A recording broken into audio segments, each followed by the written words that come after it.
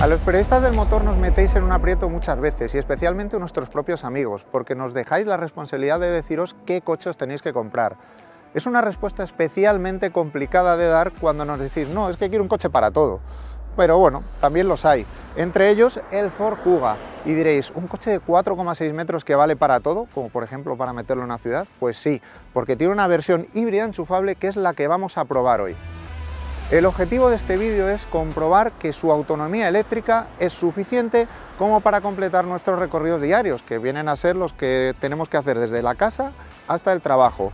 La media más o menos de los españoles anda por los 40-42 kilómetros según diversos estudios. Hoy vamos a hacer un poquito menos, porque oye, yo vivo por aquí y es lo que hay, que van a ser unos 35, que son los que hay desde la calle Sofía en la que estamos de Madrid, para no liaros, cerca del Wanda Metropolitano, el Estadio del Atlético de Madrid, y la calle Barquillo de Madrid, que es una de las más céntricas y a la que tengo especial cariño, pues bueno, pues la afición que tengo con la música electrónica que ya os he contado en alguna ocasión. Además, este recorrido nos va a permitir sacar partido de uno de los beneficios que da la etiqueta cero de la DGT, que este coche la tiene, que es precisamente poder circular por el centro de una gran ciudad sin que nos multen. En definitiva, acompañadme que vamos a empezar con esta prueba y ver si es verdad que podemos no gastar un solo céntimo de gasolina de lunes a viernes.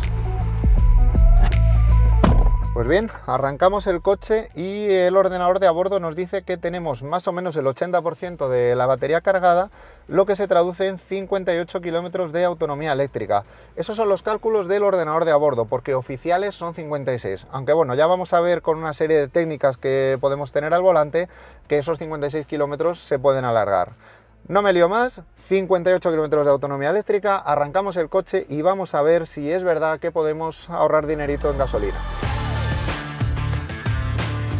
Bien, lo primero que tenemos que hacer para forzar al coche a ir siempre en eléctrico es lógicamente activar el modo eléctrico. Se hace con el botón EV que tenemos aquí y es el mismo que se utiliza para seleccionar cualquiera de los 4 modos de funcionamiento híbrido que tiene el motor.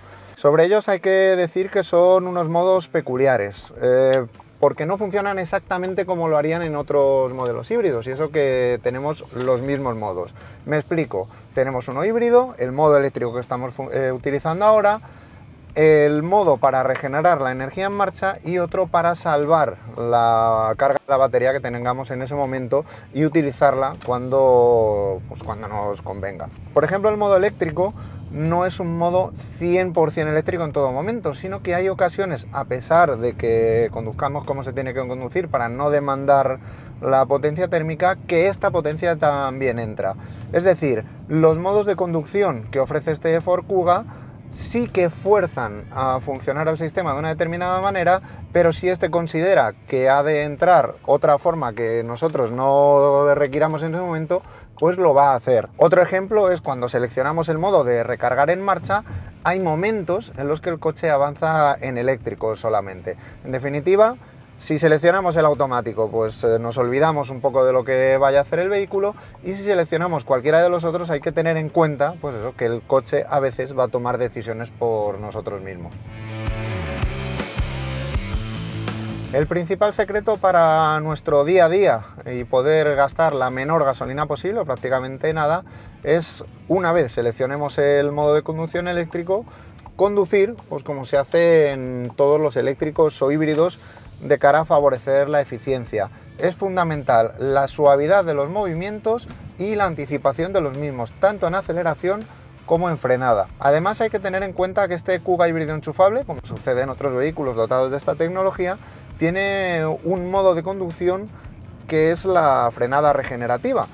Pulsamos el botón L, que está justo en el medio de los selectores de marcha atrás, hacia adelante y demás, y cuando levantamos el pie del acelerador vemos que el coche frena solo regenerando más energía. Es un modo que tenemos que utilizar de forma exclusiva cuando vamos por ciudad, ya que cuando vamos por carretera es cierto que también lo hace, pero conviene no incurrir en frenadas inesperadas para los conductores de detrás. Eso sí, os digo que requiere cierta práctica, porque no es sencillo calcular de primeras cuánto antes tenemos que soltar el pie del acelerador para que el coche se detenga donde nosotros queremos. Pero en cualquier caso es algo fundamental para alargar lo máximo posible la vida de la batería en entornos urbanos. Os hablaba de la suavidad y la anticipación de los movimientos. Ahora mismo estamos saliendo a la M40 en carretera y no es necesario pisar el acelerador muy fuerte para coger la velocidad de crucero que debemos llevar en esta vía. Si tenemos en cuenta la longitud del carril de aceleración, es cuestión de ir cogiendo velocidad poco a poco y ya lanzarnos a la carretera pues a velocidades legales que el Ford Kuga las acepta para seguir con su modo totalmente eléctrico activado. Mientras llegamos a nuestro destino, pues os voy a ir contando cosas acerca del coche, y la principal o más interesante lógicamente es su motor. Está compuesto por un 2.5 litros de gasolina y una parte eléctrica que de forma conjunta desarrollan 225 caballos. Esta cifra es importante porque en ningún caso, ni siquiera cuando se descarga la batería, perdemos prestaciones, como sí puede suceder en otros híbridos enchufables. Es decir, aunque nosotros veamos que ya nos hemos comido toda la autonomía eléctrica, el coche nos da aún esos 225 caballos. Esto es especialmente importante no para una prueba del día a día como la estamos haciendo hoy, sino para un viaje largo que queramos hacer en un momento dado en vacaciones. En este tipo de viajes largos es cuando más puede variar el consumo de gasolina del coche, porque dependerá todo de la longitud del mismo. ¿Por qué digo esto? Porque no es lo mismo un híbrido enchufable hacer un viaje, por ejemplo, de 150 kilómetros que uno de 500. Si hacemos uno de estos de 150 kilómetros, todavía va a haber una gran parte del trayecto en el que la batería ayude a no gastar combustible. Más o menos llevamos andados antes de hacer esta prueba esa cifra de kilómetros y el ordenador de a bordo nos marca un consumo de 4,5 litros. Hemos echado cálculos sobre un viaje con una distancia mayor y calculamos que el consumo de carburante puede andar en torno a los 7 litros. Es una cifra lógicamente más alta que la que podemos obtener entre semana en un viaje más corto, pero no deja de ser reseñable que un coche de este volumen y este tamaño, en definitiva, gaste esos 7 litros de combustible, que si tenemos en cuenta que es un SUV grande, puede ser perfectamente lo que obtienes con un diésel. Tal y como siempre digo, recargar la batería de un coche híbrido enchufable es fundamental para sacarle el máximo partido. Hay mucha gente que se compra este tipo de vehículos por la etiqueta y al final nunca lo conecta. Error. Ahí estaríamos tirando a la basura todo el extra que se paga por un híbrido enchufable y desde luego dejando de ahorrar todo lo que podemos ahorrar cuando enchufamos el coche a la red. Ford incorpora un cargador de 3,6 kilovatios. Puede parecer poca potencia, pero es más que suficiente para un coche híbrido enchufable. Al fin y al cabo, las baterías de estos vehículos no son tan grandes como las de un eléctrico puro y duro. En este caso estamos hablando de una capacidad de 14,4 kilovatios hora, 10,6 neta, que requiere tener enchufado el coche para recuperar su 100% unas 4 horas y media, 5. Eso ha sido nuestra prueba, porque Ford asegura que puede llegar a ser de 3 horas y media más o menos, pero bueno, es lo que nos ha dado a nosotros y es lo que os contamos. Quiero comentar un par de detalles, eso sí, que no me han gustado especialmente del Kuga híbrido enchufable. Bueno, uno de ellos tiene que ver con todos los Kuga y es su dirección.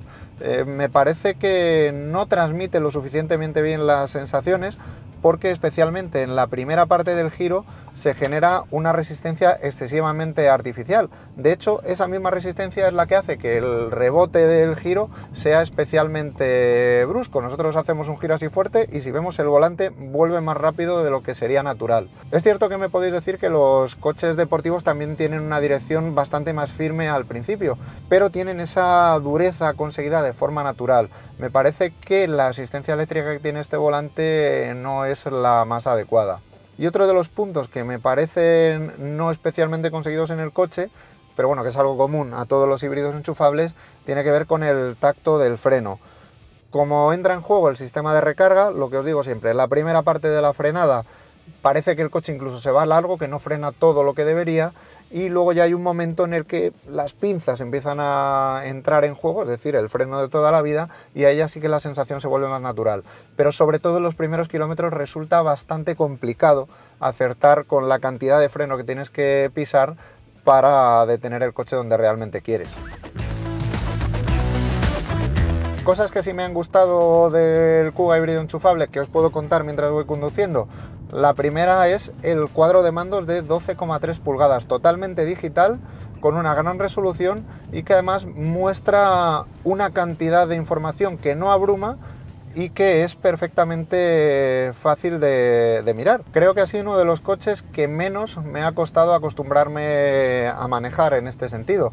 Cierto que los vehículos de hoy en día cada día tienen más elementos digitales que, oye, durante los primeros kilómetros cuesta hacerse a ellos, y con este Kuga la verdad que han sido cuestión de 5 kilómetros el saber que tengo que tocar ya en cada momento para comprobar las informaciones que deseo. Sí que noto que se queda un poco atrás en cuanto a tamaño la pantalla del sistema multimedia. Tiene 8 pulgadas. Hace 2 o 3 años sería una pantalla muy grande, pero ahora es un tamaño que montan vehículos de segmentos inferiores. Por ejemplo, me viene a la mente el Hyundai i10, que tiene una pantalla de 8, y es exactamente la que tiene este Kuga. No obstante, si no eres un loco de las pantallas gigantes y demás, se trata de un elemento que cumple a la perfección, porque tiene una buena resolución y, de nuevo, como sucede con el cuadro de mando, su manejo es perfectamente intuitivo.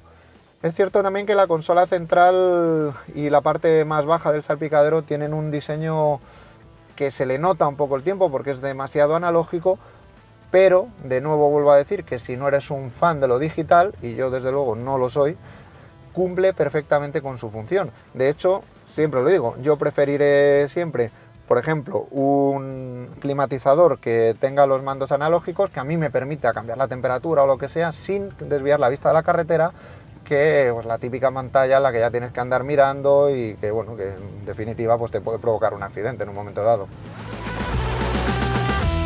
Bien, hemos llegado a nuestro punto intermedio de la ruta de hoy, a nuestro supuesto lugar de trabajo en la calle Barquillo, y hemos recorrido 14,5 kilómetros. Según el ordenador de a bordo, tan solo hemos consumido 9 kilómetros de energía eléctrica. Ahí está la demostración de lo que os decía antes. Con este tipo de coches es muy importante conducir de una forma suave, tranquila, anticipativa y hacer buen uso de la frenada regenerativa.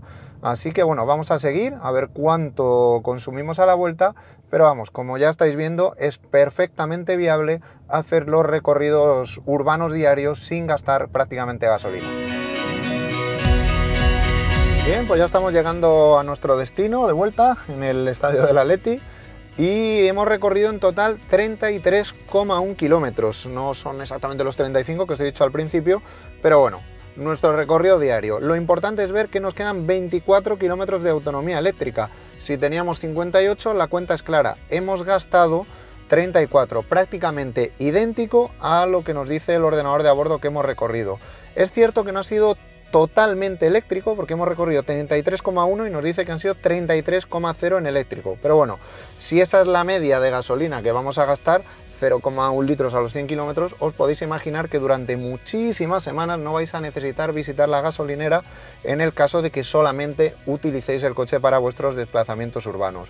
Hemos visto que el Ford Kuga híbrido enchufable cumple perfectamente para esto, pero también os quiero enseñar una parte que para mí es muy importante del coche, que es la trasera, por el espacio que ofrece. Lo vamos a ver con detalle porque es realmente otro de los puntos que hace de este coche perfectamente utilizable para todo. Acompañadme que lo vemos. ¿Y por qué quería enseñaros esta parte trasera del Ford Kuga? Pues porque es una parte trasera muy amplia. Basta ver la distancia que tenemos desde las rodillas hasta el respaldo del asiento, que va exactamente en la posición que yo he utilizado para conducir, y el del copiloto en la posición que lleva habitualmente mi acompañante. Es cierto que un adulto puede ir un poco más comprimido, pero bueno, para unos kilómetros también podría valer. Los niños van a ir cómodos por dos razones. Una, por la amplitud que os he dicho, y dos, porque el túnel de la transmisión no es especialmente elevado, lo que hace posible que vayan con las piernas incluso encima de él y las rodillas no se eleven demasiado. También me gustan dos detalles más que tiene esta unidad en concreto que estamos probando, que son los cargadores de USB y USB-C que tenemos para nuestros dispositivos móviles y la calefacción para los asientos laterales. Estos asientos laterales tienen regulación de la inclinación del respaldo. Si lo ponemos un poquito más recto, ganamos un poquito de capacidad en el maletero. El maletero del híbrido enchufable, por cierto, son 411 litros, y si lo ponemos un poquito más reclinado, ya os garantizo que se tiene una posición bastante cómoda para viajar.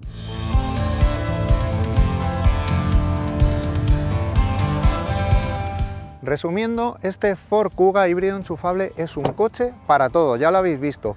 Puede que no sea un modelo que destaque especialmente en una cosa, pero es cierto que cumple en todo. Además, alternativas como el 3008 Hybrid o el C5 Aircross son un poquito más pequeñas y un poquito más caras. También se pueden considerar como tal el Seat Tarraco híbrido enchufable, un poquito más caro, un poquito más grande, y en la línea de tamaño de este vehículo y también de precio, el Outlander híbrido enchufable. Pero lo importante que hay que quedarse es que este Kuga híbrido enchufable es un coche que vale para todo y es precisamente ese su principal argumento de compra.